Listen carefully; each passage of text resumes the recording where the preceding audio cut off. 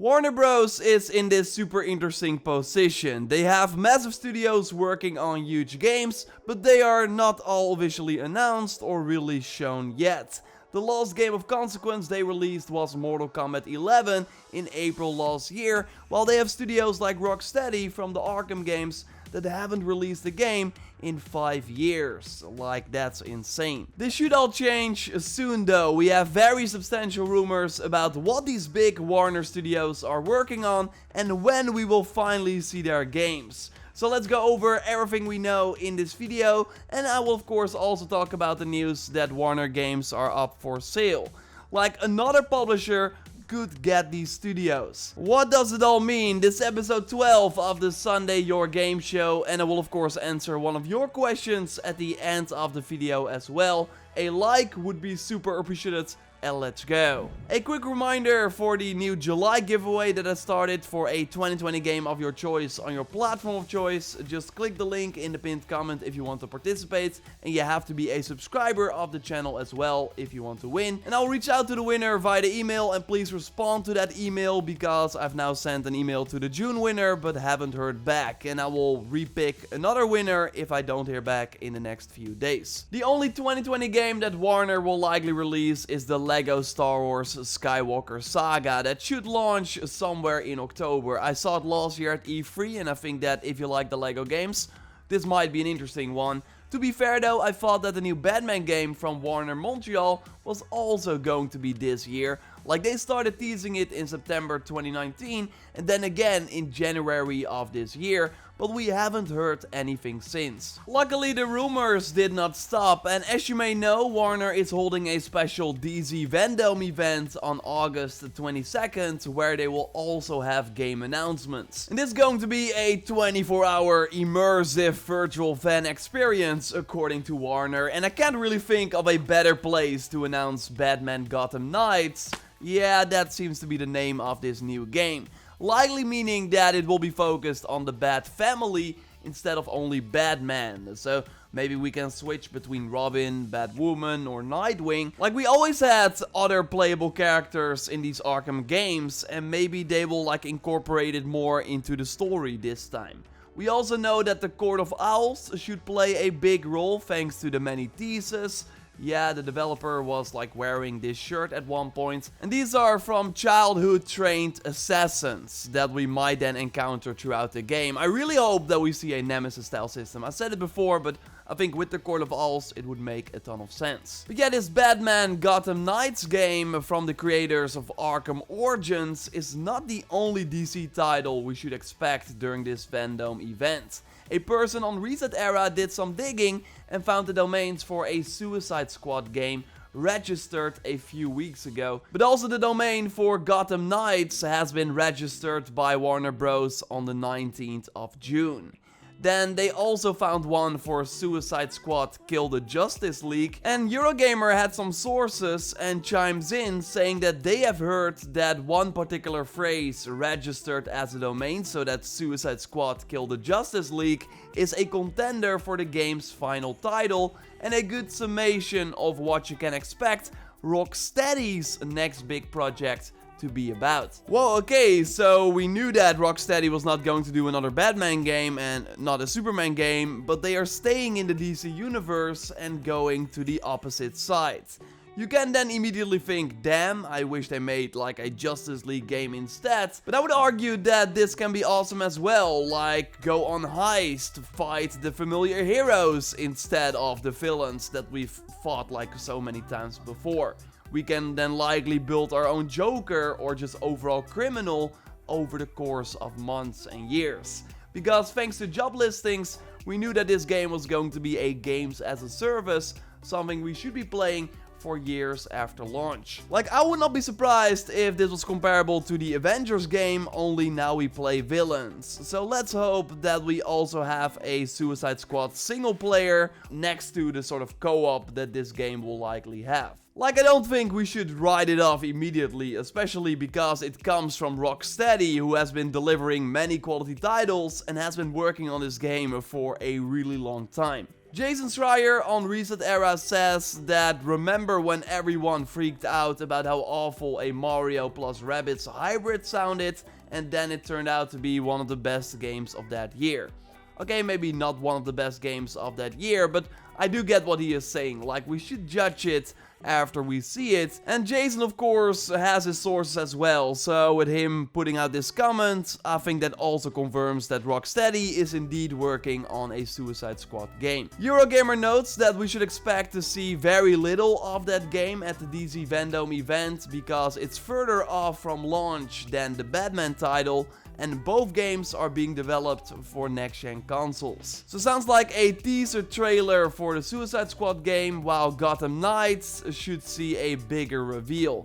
Something that Jason on Bloomberg also confirms. The new plan is to unveil the Batman game in August at a digital event called DC Vendome, and the Harry Potter game will be revealed later, because let's not forget, Warner Bros. Also has an Harry Potter RPG in the works that was leaked in October 2018 with this trailer that you see right here. It's a big budget Harry Potter game that will let players roleplay as wizards and roam a fast open world recreation of Hogwarts and its surrounding areas. That sounds awesome. It's just weird to me that it took them this long to make something like this. We only had the very weak movie games. You likely remember those, right? No, but this should be a next-gen single-player RPG made by Avalanche Software, who did Disney Infinity before this. And as of right now, it's still on track for an end of 2021 release. And again, we should hear more about it after August 22nd, maybe at the Digital Gamescom. Or I would argue that Game Awards might be the best place for this, like Warner is also known to show up there with their big games. So yes, 3 big AAA game reveals from this publisher in 2020 from the looks of it, although in a different world this would have all already happened at E3, because they first planned to do an E3 press conference before the show was cancelled. And now we also have the news that AT&T seeks to sell the Warner gaming unit for $4 billion. Take-Two, EA and Activision have all expressed interest in buying the gaming division, said sources of CNBC. Like, AT&T should have a $200 billion debt, and they're looking for ways to make money. And VentureBeat reports that it should be up for sale for $2 billion instead of $4.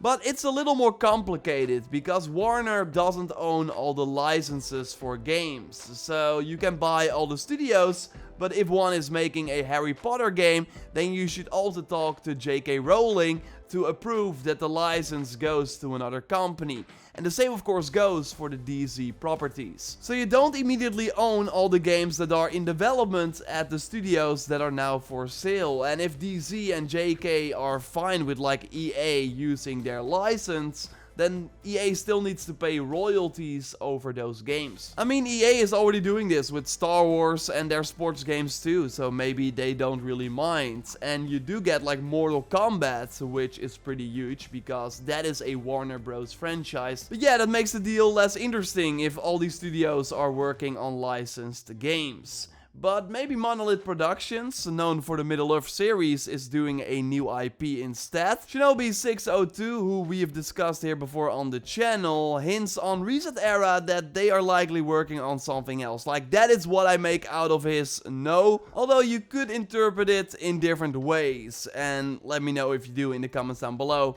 I loved Shadow of War, and that was released 3 years ago already, so they should be well on their way with their next project, and I'm very curious what it is.